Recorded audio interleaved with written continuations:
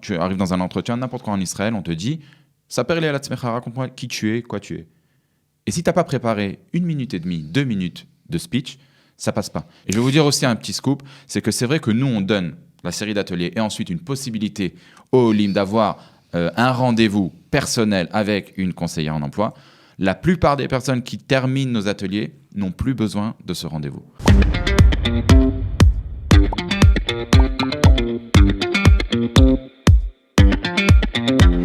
Salut à tous, bienvenue. Les ateliers du Hub de l'emploi, vous connaissez, vous cherchez du boulot, vous êtes un peu désespérés, eh bien restez avec nous parce que nous allons vous donner des tuyaux et des trucs grâce à Reuven Adam qui est responsable du département placement et que vous connaissez bien si vous suivez nos émissions. Reuven, bonjour. Bonjour Cathy. Alors ravi de t'accueillir aujourd'hui parce que tu vas nous parler des différences des ateliers auxquels nous sommes habitués, les ateliers pour apprendre à trouver du travail notamment, entre le moment où ils ont été mis en place et les ateliers en temps de Corona. Quelle est la différence, Reuven ?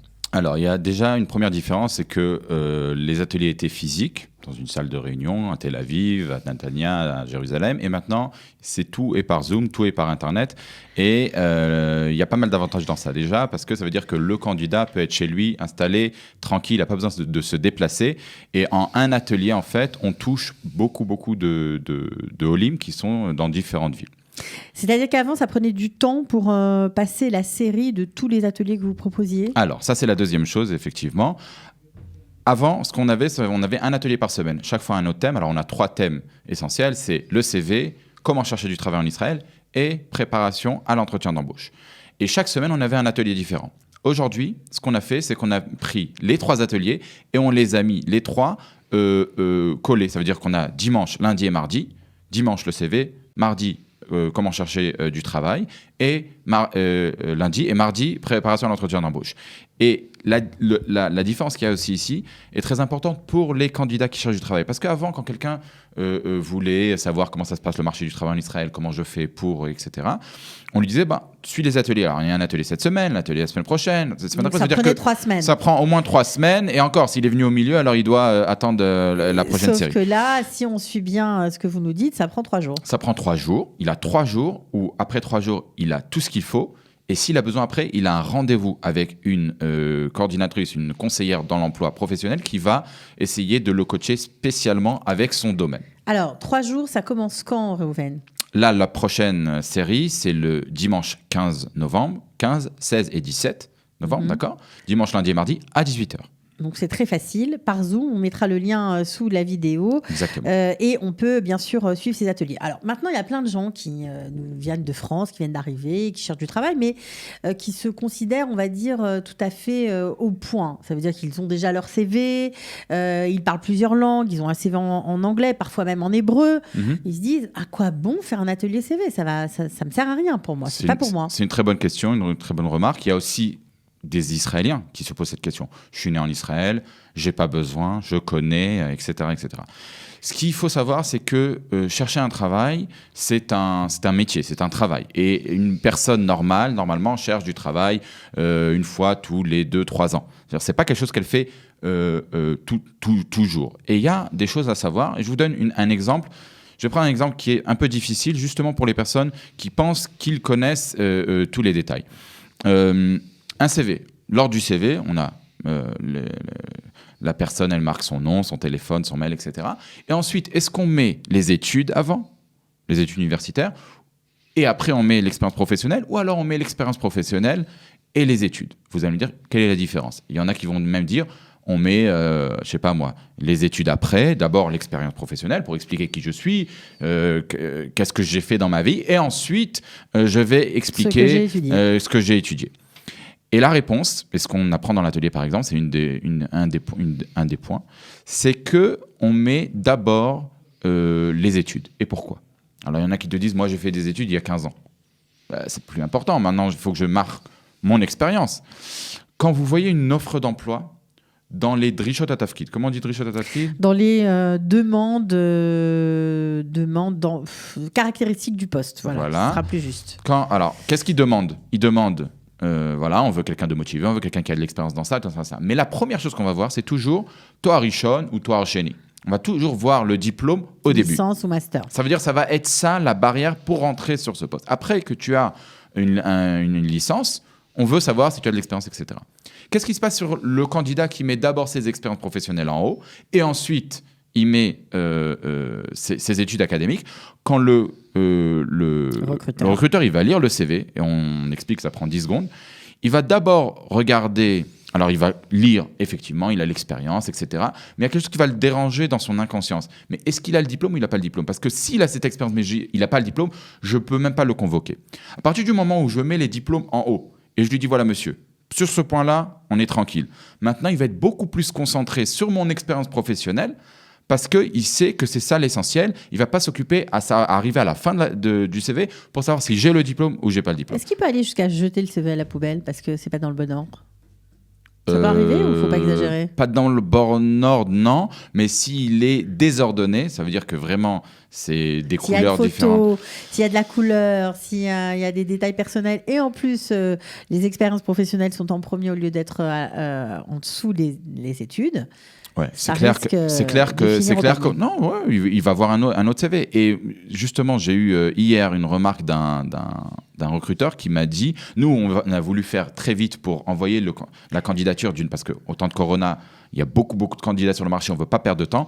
Il y a une candidate qui n'a pas fait les ateliers, mais qui a envoyé un CV qui n'était pas vraiment... Je vous donne un exemple, d'accord? Elle était d'une couleur, c'est-à-dire de la feuille, au lieu d'être blanche, elle a été mauve. Et on a tout de suite envoyé, c'est le patron de la société, il m'a envoyé, il me dit, vous vous occupez d'Eolim, peut-être que vous lui expliquez que faire un CV comme ça fait un peu, amateur, comme ça. Et ça, bon, maintenant lui, il va quand même la rappeler, je lui ai dit, bien sûr, vous avez raison, etc. Mais c'est des détails, parfois, qui peuvent, comme vous avez dit, Cathy, peuvent changer changer la donne et changer l'issue. Voilà. Alors, CV, comment chercher du travail en Israël et préparation à l'entretien d'embauche. Alors, comment on se prépare à l'entretien d'embauche en temps de Corona? Alors, on a rajouté dans la préparation à l'entretien d'embauche par Zoom. D'accord? Bien sûr, on explique toute la préparation. Ça veut dire lire à l'avance sur l'entreprise, te préparer une présentation de toi-même. Je te donne un exemple. Tu arrives dans un entretien, n'importe quoi en Israël, on te dit... Saper à raconte-moi qui tu es, quoi tu es. Et si tu n'as pas préparé 1 minute et demie, 2 minutes de speech, ça passe pas. Tu peux pas dire 10 secondes de quelque chose. Tu n'as rien à raconter. Non. Tu peux pas trop parler. Il faut vraiment avoir un certain nombre de temps. Il faut se préparer à ça. Et il faut bien se préparer. Maintenant, par Zoom, on explique aussi. Il y a des détails à savoir. Je vous donne un exemple. Il y a des gens qui font un entretien par Zoom et ils se disent pourquoi pas par mon portable. Mon téléphone, c'est pas grave, l'ordinateur, c'est très différent. Parce que par téléphone, de 1, ça fait que la personne, en fait, on la voit, si vous regardez les zooms, derrière. Alors, vous avez les personnes qui sont larges et les personnes qui sont comme ça. Quand c'est large, c'est beaucoup plus net, clair, on voit bien la personne et la caméra aussi, elle est mieux. Et dans le téléphone, c'est très différent. En plus que ça fait aussi, encore une fois, amateur. Bon, j'ai mon téléphone, je me mets sur mon fauteuil. Ça manque de sérieux. Voilà. Et il y a, par exemple, qu'est-ce qu'on voit derrière moi? Si on voit un tas de linge ou une vaisselle, un truc, c'est pas sérieux aussi. Ça peut arriver. Voilà, la lumière doit être devant, pas derrière la personne. Quand elle est derrière, on la voit sombre et il y a la lumière qui dérange la personne. Et je vous parle pas de problèmes techniques, que ça se déconnecte, l'internet, il marche pas. Tout ça, on prépare les candidats, on leur dit, voilà ce qu'il faut faire, 1, 2, 3, 4, 5, 6, 7, 8, 9, 10, comme ça pour être prêt vraiment et réussir le maximum. D'accord. Alors, comment chercher du travail? Ça, c'est l'atelier numéro 2. Pourquoi vous l'avez posté en numéro 2? Ah, bonne question. Alors, on a d'abord le CV, c'est l'essentiel. Sans CV, on ne peut même pas commencer. D'accord. Ensuite, après que j'ai un CV, la question se dit, OK, j'ai un très bon CV, vous avez raison et tout. Qu'est-ce que je fais maintenant avec ce CV? Comment je fais? J'envoie mon CV, il revient, il n'y a personne qui me rappelle. Qu'est-ce que je fais? Je dois faire le suivi. Je dois rappeler les entreprises. Je dois voir quel poste, je vous donne un exemple. J'ai envoyé un CV, en Israël, on a un entretien téléphonique, d'abord, avant tout. Si j'ai envoyé mon CV à plusieurs postes différents, on me rappelle. D'accord? On me donne le nom d'une société. Je ne sais même pas comment me présenter. Présente-toi. Présente-toi en tant que quoi? En tant que vendeur, en tant que coordinateur, en tant que secrétaire, en tant que quoi? Et encore une fois, on explique tout ça pour mettre toutes les chances du côté d'Eolim pour réussir. Et je vais vous dire aussi un petit scoop, c'est que c'est vrai que nous, on donne la série d'ateliers et ensuite une possibilité au Eolim d'avoir un rendez-vous personnel avec une conseillère en emploi. La plupart des personnes qui terminent nos ateliers n'ont plus besoin de ce rendez-vous. parce qu'ils ont vraiment tout eu. Et c'est environ, si on prend les 3 ateliers, on parle de 9 heures d'atelier. Parce que chaque atelier est à peu près 2 heures à 3 heures. Ça dépend de l'atelier. On fait des simulations. C'est pour dire, quand vous dites que vous êtes opérationnel avec votre CV, vous savez très bien comment vous vous débrouillez. Quand vous dites que vous allez donner un atelier de 2 heures, on imagine qu'on ne sait pas tout. Ça paraît évident, quoi. Ça paraît évident qu'on va apprendre beaucoup de choses. Alors, CV, comment chercher du travail en Israël, préparation à l'entretien d'embauche sur Zoom, le tout 3 jours d'affilée. Donc, on ne perd pas de temps. On consacre 3 jours à sa recherche d'emploi.